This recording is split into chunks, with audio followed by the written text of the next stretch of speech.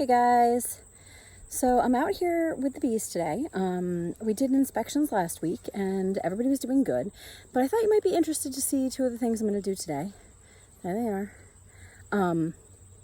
I am going to put in some small hive beetle traps and give some food to one of the smaller colonies, start feeding them 2-to-1 sugar syrup to try and get them their stores up for the winter. I'll explain a little bit about what we're looking at, and I thought you might be interested. So here we go. It's a really hot day for September, but that's par for the course in New York. And a small hive beetle trap is a really simple little thing. Some people make them with actually like CD cases, but it's just this little guy. And you'll see what I'm going to do is I'm going to put it in between the frames and put 2 per hive. And the small hive beetles will fall in and they won't be able to get out. Small hive beetles aren't a huge deal, but as the bees start to prepare for winter, they can start to be a problem because the bees are reducing the size of their colony and the small hive beetles can kind of take over. So we want to make sure that we reduce the number of small hive beetles in the messing around in the comb. They're kind of gross. I mean, they don't do anything, but they could overtake the hive if the hive were weak. So I saw a couple last week in my inspections, and it's nice and warm out, so hopefully the bees are in a good mood. They're out busy with the goldenrod, so stay tuned. You're going to get to see me put these little suckers in the hives. Okay, so as you can see, I've got my box open. These guys are doing a really nice job of collecting goldenrod honey. You can smell it. It smells differently. And it's got that really dark capping. There's some goldenrod right there. We've got plenty of it back here, and I've just kind of been letting them do their thing. I'm gonna give them a little bit of smoke, just to let them know I'm here. Some people don't use smoke. I do. You know, everybody to each their own kind of thing. Okay, so the next thing we're gonna do is take 2 of these really simple little contraptions. And I am going to slide them in gently. Right? One here. And I'm going to put one in the back over there. Okay.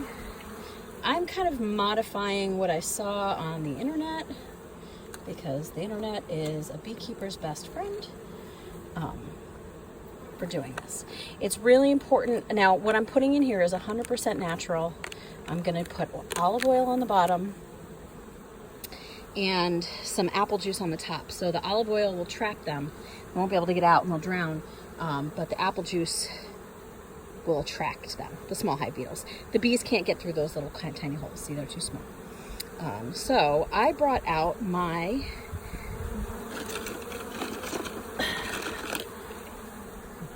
so it doesn't take much. So I put them in these little squeeze bottles. I'm going to fill each one of these with a little bit of olive oil and then a little bit of apple juice. And I'm going to close them back up. So hang on for one moment and I'll show you what it looks like. Okay, so here we go. See? Just a little bit, not enough that they can't get back out. It'll attract. The idea is that they attract small hive beetles and it traps them.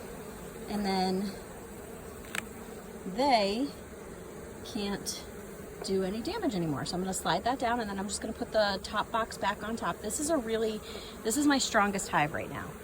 This is the hive we split. We gave it a new, they made their own queen.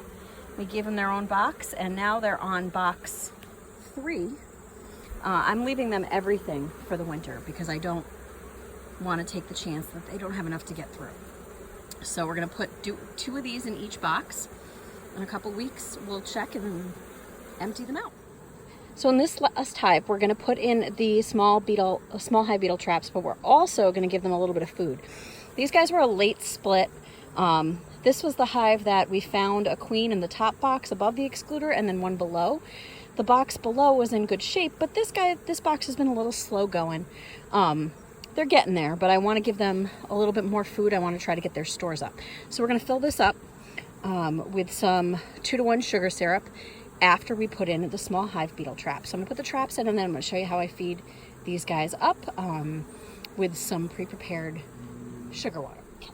So I've just filled up my top reservoir with the 2-to-1 sugar water. 2-to-1 means, obviously, it means like for every 1 cup of water, I use 2 cups of sugar.